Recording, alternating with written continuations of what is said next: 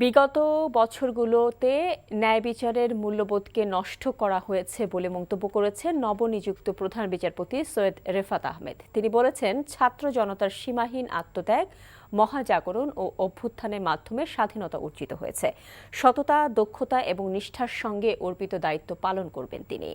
আজ দেশের ২৫তম প্রধান বিচারপতি সৈয়দ রেফাত আহমেদকে রীতি অনুযায়ী সম্বর্ধনা দেয় অ্যাটর্নি জেনারেল কার্যালয় এবং সুপ্রিম কোর্ট আইনজীবী সমিতি। এ সময় প্রধান বিচারপতির কাছে সিন্ডিকেট মুক্ত বিচার বিভাগ ও জাতির জন্য ন্যায় বিচারের প্রত্যাশা করেন অ্যাটর্নি জেনারেল। পরে প্রধান বিচারপতি আরও বলেন, মানুষের অধিকার প্রতিষ্ঠায় ন্যায় বিচার নিশ্চিতে কাজ করার কথা জানান। এদিকে ৮ দিন পর কার্যক্রম শুরু হলো সুপ্রিম কোর্টের। আইনজীবী এবং কর্মকর্তাদের পদচারণায় মুখর হয়ে ওঠে সুপ্রিম কোর্ট প্রাঙ্গণ।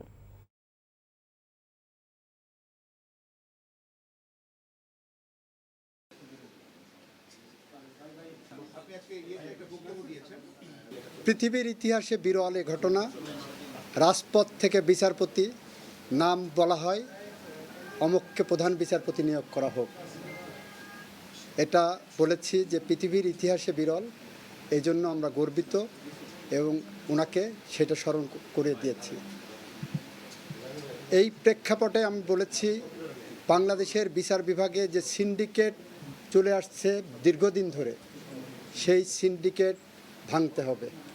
ন্যায় বিচার প্রতিষ্ঠা করার জন্য